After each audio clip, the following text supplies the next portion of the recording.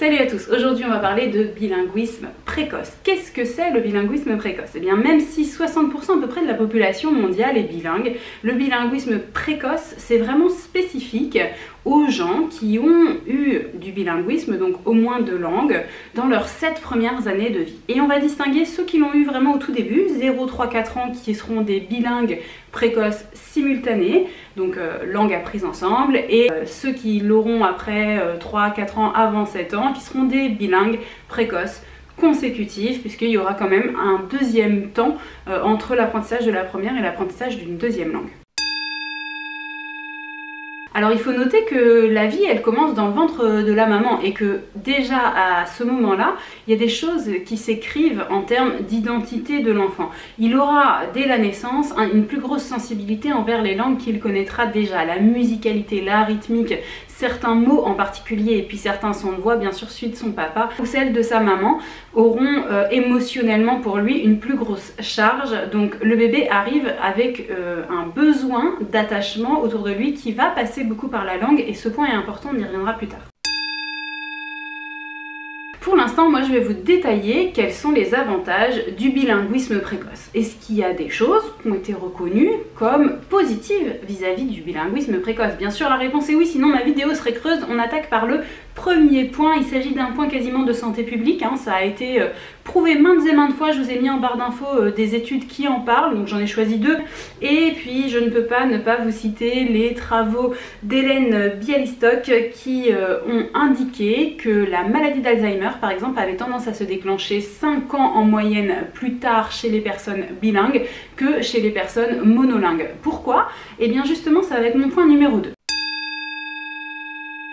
Il se trouve qu'on a pu identifier ces dernières années pas mal de choses qu'on ignorait avant grâce au progrès qu'on a fait sur l'imagerie cérébrale. Le cerveau, vous le savez, c'est un organe qui a une certaine plasticité. Voilà, il n'est pas toujours pareil. Des fois, il peut s'organiser de façon différente. Et bien, chez les personnes bilingues, le cerveau s'organise différemment que chez un monolingue. Par exemple, vous savez qu'on a 2 hémisphères, un gauche, un droit. Chez un monolingue, l'aire du langage a tendance à se positionner surtout à gauche. Chez un bilingue, elle a tendance à se positionner un petit peu plus répartie dans les 2 hémisphères, permettant une meilleure communication entre eux. Ils ont beaucoup plus l'habitude de se parler et ça change des choses, mais ça on y reviendra plus tard.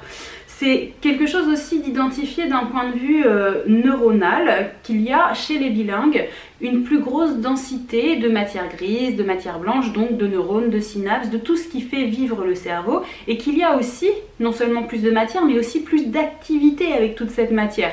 Il y a une activité plus importante qui est très logique, puisque vous imaginez par exemple que quand vous entendez une syllabe, la syllabe ta par exemple, elle génère chez vous différentes possibilités de mots. Table, tabouret, peu importe, vous avez un éventail qui s'offre à vous. Chez un bilingue, l'éventail est plus grand, il y a plus de choses qui s'allument, donc il y a une activité forcément plus importante. Et puis sur le même sujet, dans son livre, Barbara Abdelila-Bauer, donc son livre c'est Le défi des enfants bilingues, elle évoque le fait que chez un enfant avec une langue dominante, qui sera bilingue tardivement, mais donc qui a vraiment une langue qui était établie avant qu'une deuxième apparaisse, et bien cette deuxième langue arrivera dans une autre aire du cerveau. En fait, elle ne sera pas au même endroit. Alors que chez un enfant bilingue, les langues apprises se superposent. Elles se mettent dessus, aux mêmes endroits des aires du cerveau. Donc ce sont toujours ces endroits-là qui s'allument aux imageries. Ça, c'est une particularité aussi. Avec ce type de cerveau qui a une organisation et un fonctionnement différent, eh bien on se retrouve avec des enfants qui ont un fonctionnement différent partout et pas uniquement sur le langage. Ce qui se passe, c'est que inhiber une langue comme ça, être capable de dire j'utilise celle-là et pas celle-là, c'est une fonction exécutive. L'exécutif, c'est une partie du cerveau qui permet de s'adapter. S'adapter, c'est hyper important dans la vie, dans plein de tâches. Il faut savoir être capable de changer d'avis quand quelque chose n'est plus valable et d'utiliser une stratégie différente. Ça s'appelle la flexibilité mentale.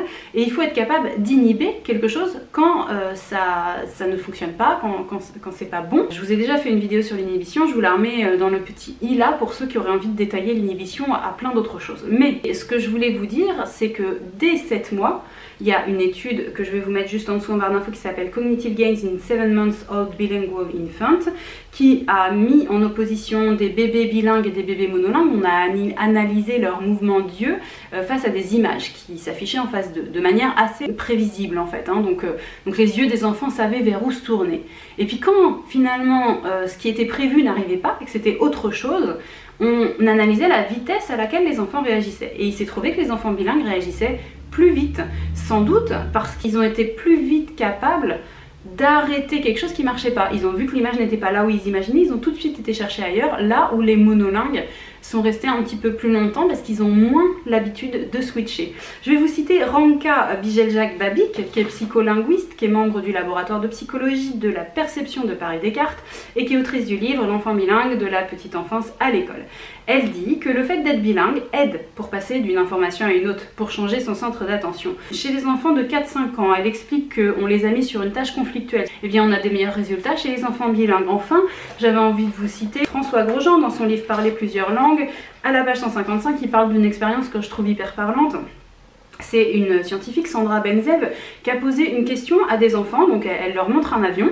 Elle va avoir tour à tour des enfants bilingues qui sont hébreu-anglais, des enfants monolingues hébreux, monolingues anglais. Et elle va leur dire, tu sais qu'en anglais on appelle ça airplane. Dans ce jeu, son nom est Turtle. Est-ce qu'une turtle peut voler ?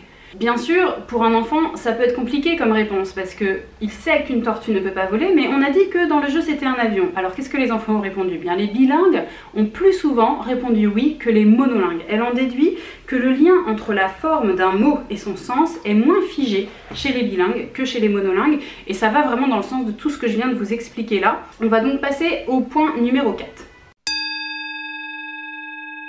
Et ce point, c'est celui de l'acquisition d'une nouvelle langue. Est-ce que être bilingue aide pour l'acquisition d'une nouvelle langue? Eh bien la réponse est évidemment oui. Le fait d'avoir intégré différents modèles par des adultes autour de soi, donc des modèles de construction de phrases, des sonorités peut-être un petit peu plus élargie du fait de l'accès à différentes langues, une façon de penser, une modalité dans l'expression, vous savez bien d'une langue à l'autre, on va pas du tout avoir la même façon de communiquer. Il y a des langues, des fois c'est très contrasté, des fois c'est plus subtil. Plus la base, la source est nourrie et chargée, plus bien sûr il y aura matière à ensuite faire pousser, développer encore de nouvelles compétences à ce sujet. Michelle Cale, elle réduit assez ce temps d'acquisition du langage puisqu'elle dit qu'il y a un déclin dès 8 mois de la sensibilité à certains contrastes phonémiques non natifs. Ceci dit, il a quand même été retrouvé que l'avantage d'être bilingue, il était quand même présent même quand l'acquisition de la langue se faisait plus tard. Moi j'avais aussi envie de souligner une étude qui cherchait à savoir si les langues du bilinguisme avaient une importance. Donc est-ce que en fonction d'un enfant, par exemple, là ce qu'ils ont pris c'est un enfant qui serait bilingue anglais-espagnol ou d'un enfant qui serait bilingue anglais-mandarin, on aurait plus ou moins d'avantages. Ils se sont rendus compte que c'était exactement pareil, peu importe les langues auxquelles l'enfant a été exposé dans sa petite enfance, dans tous les cas, le fait d'avoir développé un bilinguisme lui donne les mêmes avantages cognitifs que ceux que j'ai développés juste avant. Ça n'a pas d'impact. Et enfin, dernier point, c'est le point de l'ouverture sur le monde associé au bilinguisme. Il faut savoir que c'est pas juste un alignement de mots, une langue c'est la transmission de toute une culture. Dans son livre L'acquisition du langage, Michelle Cale décrit le langage comme un système symbolique qui structure la cognition humaine. Elle évoque le Thinking for Speaking de Slobin en 1996, qui dit que la langue impacte la façon de parler d'un événement. Il y a des études comme ça où on a demandé à des gens de compléter, donc des bilingues, de compléter des phrases et en fonction de la langue qu'ils utilisaient, puisqu'ils étaient capables d'en utiliser plusieurs, ils ne complétaient pas du tout la phrase de la même façon parce que leur culture impactait complètement sur ce qu'ils allaient nourrir comme sentiment dans la phrase. Il y a aussi un développement lexical différent chez les enfants en fonction des lieux. Par exemple, entre 16 et 30 mois, on s'est rendu compte qu'un enfant anglais avait tendance à développer d'abord dans son vocabulaire plutôt des noms.